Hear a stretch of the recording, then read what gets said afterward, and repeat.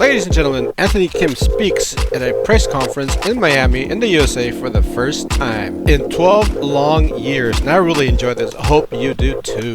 Told your story of your return to professional golf for the first time. What has been the reaction so far? I would say mostly positive. Obviously, there's people that have their opinions that are not kind and positive, but I'm focused on the people that are rooting for me and the people that see some of themselves in me and find some inspiration. And I'll just keep working on what I'm doing and focus on my family. So when you made the decision to return to professional golf, what made you choose LIV Golf? There were lots of factors. I haven't done this in 12 years, and being away from the game, so many things have changed that I don't know all of what's going on between the PGA Tour and LIV, but I know that after talking to Greg, Jed, Richard, and a few people that I value their opinion, they thought it was best for me to go to LIV, and the best decision I made. This big global platform now, what do you hope to do with that platform? Such a cliche to say, but very grateful for this opportunity. Gone obviously through some tough things in my life and taking responsibility for those things. But with this platform, I'm hoping to help other people understand that life, can throw a lot of shit at you, but you go through tough things and they make you tougher, and you can make it through. Fortunately, I've had some great support. Love from my daughter and my wife and my mom has been amazing, and they've helped me through some tough situations, and I look forward to talking more about it in my doc, but for right now, I'm focused on golf, helping others. What is the goal for you? Is this just to see if you can do this again, or are you hoping to make this your livelihood? I definitely think about my first career, my past career, whatever you want to call it. There's obviously good and bad memories to it, but focused on what I'm doing now. I've learned to stay in the present, worry about what you can control now, and do the best I can at this moment. Goals for this season and moving forward are to work as hard as I can, be focused, which I don't think that I ever have been. Appreciate what I have going on around me and the opportunity that I have and the platform that I have, and be able to make a difference in the world. As crazy as that sounds, I feel like I will have the opportunity to do it, and the better I play, the louder my voice gets, and so hopefully with some good golf, I'll be able to do bigger things. Firstly, when you were away from golf, did you know what was going on? Could you have told us who won the Masters in these years, who won the Open, or were you completely oblivious to that stuff? I think I probably watched 9 holes of golf when I wanted to fall asleep. I didn't watch much golf. I just found out from DJ yesterday, playing a practice round with him yesterday, that Brooks won back-to-back majors, which is awesome. But I had no clue that happened. So like when Tiger came back and won the Masters in 2019, did you have awareness of that, for example? Where I was in my life, I really wasn't focused on golf. I definitely heard that it happened, but going through some of the things I've gone through in my life, I wasn't focused on golf. I didn't care about if somebody won a golf tournament. There's so many other big issues going on in the world that golf is such a small part of it. And obviously, for all of us, it gives us a great platform to be able to speak to a large group of people, but at the same time, it's just golf. If you didn't come back and play golf, what would life have involved? And would you have been comfortable? Would you have been okay? What would you have done if not taking this path? First of all, I owe a lot to my wife and to my mom, and really most of my daughter. When she was born, she came a few months early, and the fight that she went through was hard to watch. And in that moment, I realized that I have to change my life and the things that I'm doing if I'm going to be able to support her, not financially, but emotionally, and just be there for her. I don't know what I would have done, but I was already on the right track. I don't know that golf was really in the picture till a few months ago. What a wonderful opportunity I have, and I'm just grateful for this chance. Did you play during the 12 years? Was there any recreational golf that you played that maybe even would have sparked thinking about coming back? Sure. I mean, I had a property out at a golf club that I didn't go to for maybe 3 or 4 years, and I went and visited because my mom wanted to go. We went, had lunch. I hit 30 balls. How it ended up on the internet. Then I was returning to golf. I actually, before I went to Saudi, played golf with the guy that I borrowed his clubs that time. So it's interesting. I'm hearing all these rumors that I played golf and was playing in big money games, and you know, obviously people have a large imagination when they're sitting in their basement. So, you know, I am not worried about that. Earnestly began, okay, I'm coming back. You know, I'm putting my efforts into this. It sounds like it hasn't been that long. Definitely hasn't been that long. So I want to say 2 months before Jeddah, when I started talking to the LIV team and Greg, I started to believe that I was going to play again.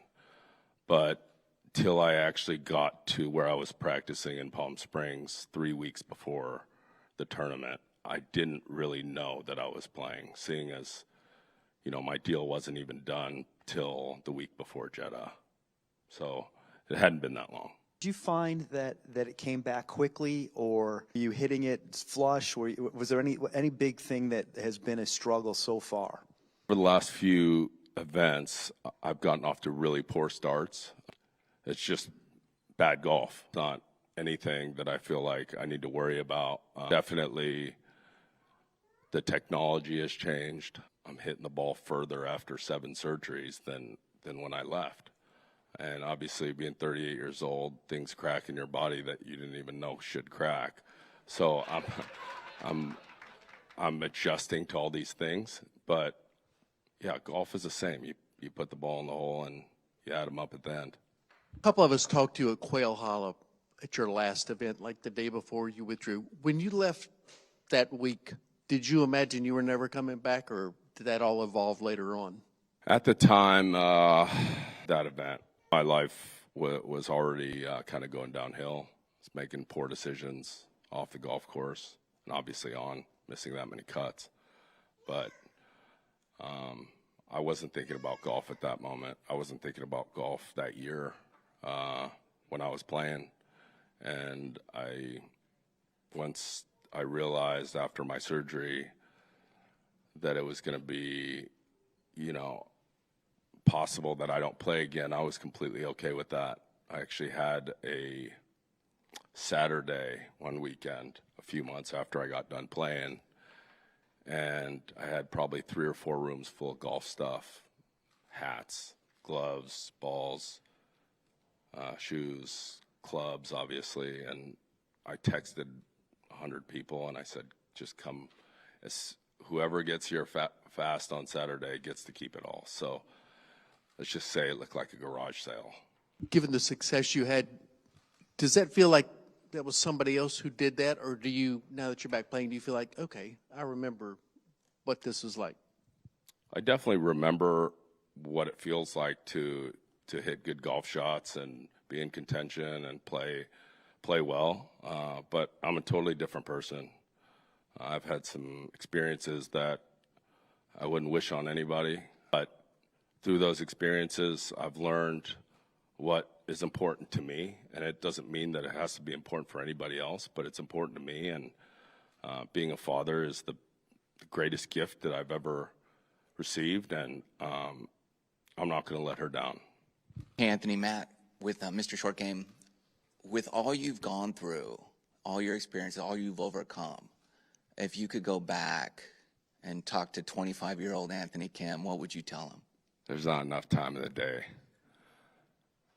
I would tell him to be patient, to appreciate what you have in front of you, and really to take your time. Because if I took my time, I think I would have realized a lot more things. But I don't blame anybody but myself for the issues that I've had. That being said, I was thrown into a situation because I had some success in golf that gave me different opportunities than a normal 23 or 24-year-old. I took advantage of that. And once you get going down that slippery slope, it's hard to make your way back. And unfortunately, I just kept going downhill, and somehow I've made it through.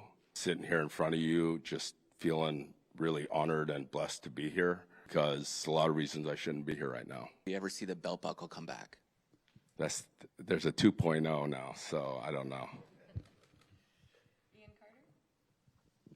Hi, Anthony.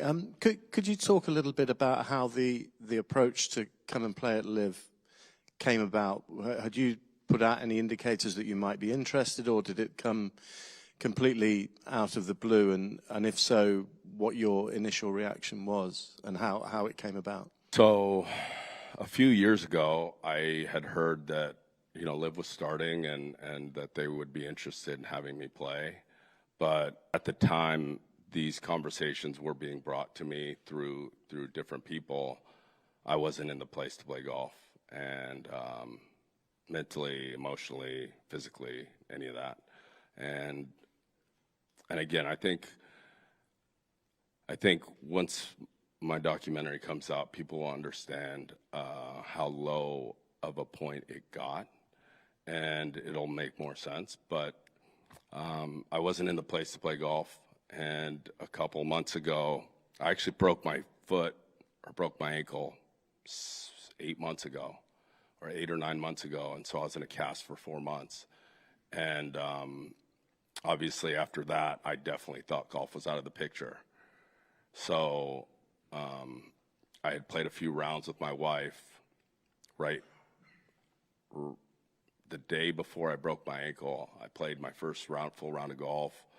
Then the next day I went out on hole 6. I tried to jump a creek, and being 38 years old, I didn't make it, and ended up breaking my ankle. So I thought it was out of the picture. But a couple months ago, or maybe 4 months ago, 5 months ago, I got a phone call that LIV was interested, and also got a call from the PGA Tour that they were interested.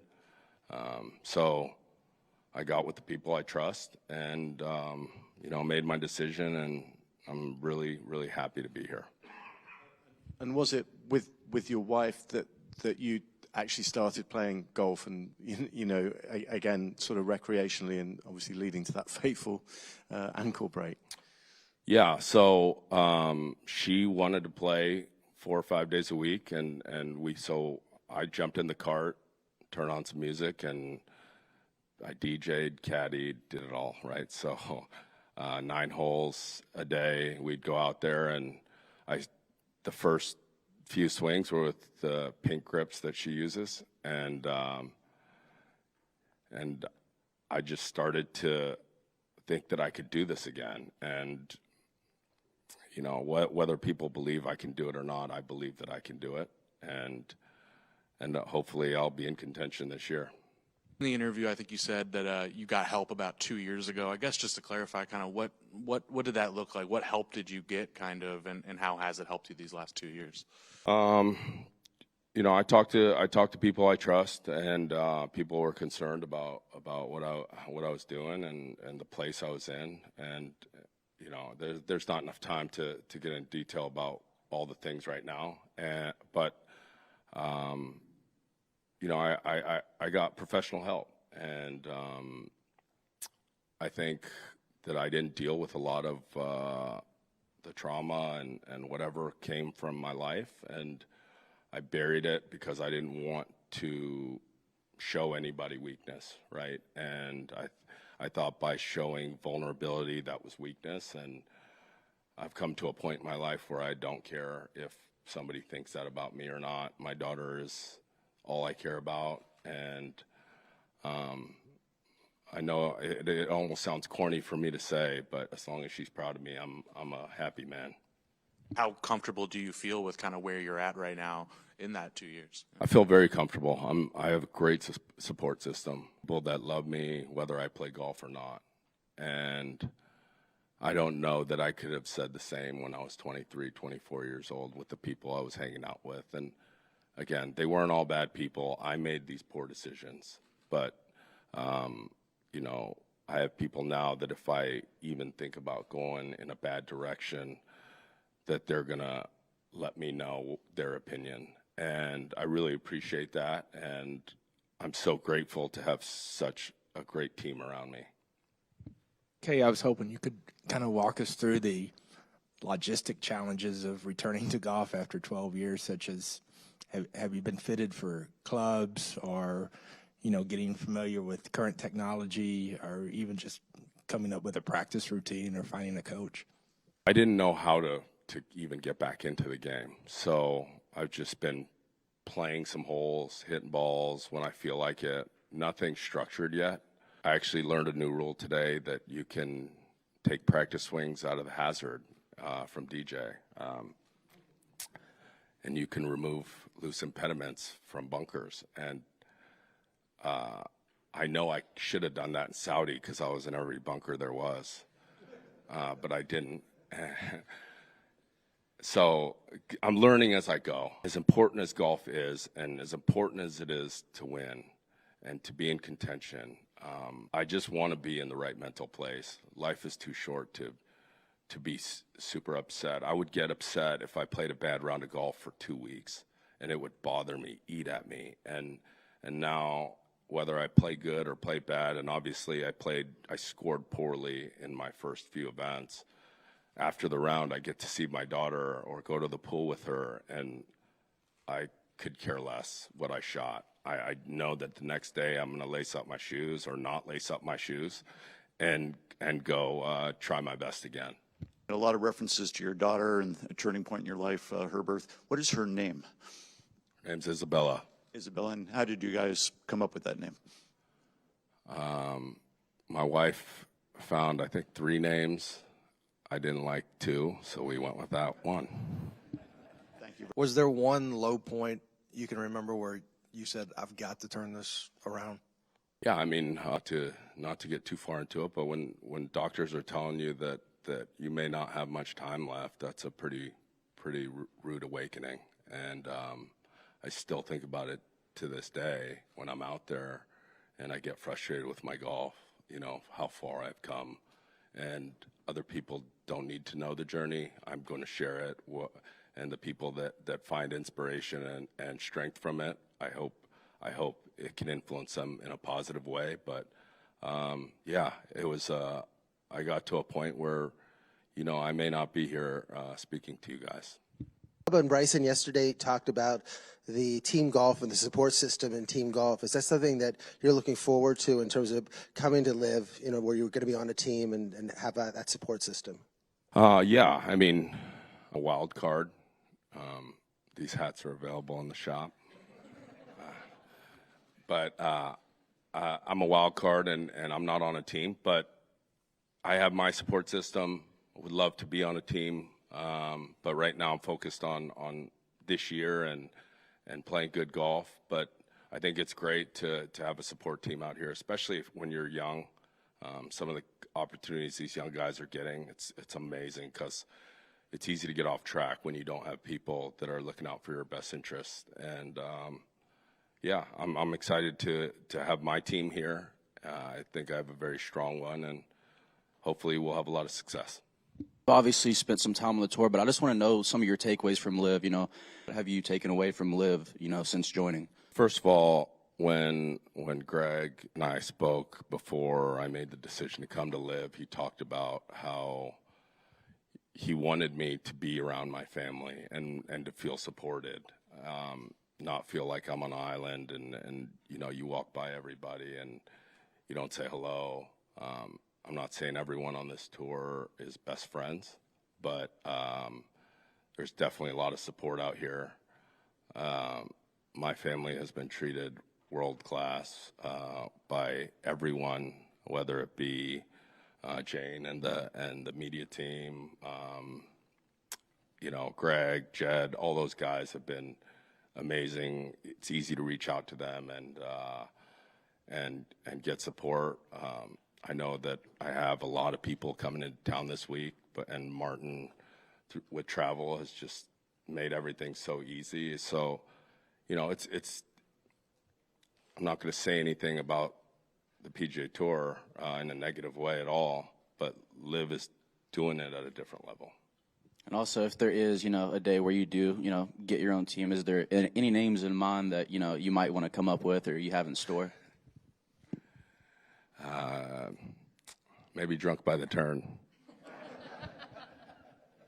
You appear to have no pressure on your game. You're just relaxed and easily playing. This is a second chance. How much does that actually help you golf? Tremendously. I got a lot of my self-worth from what I shot that day.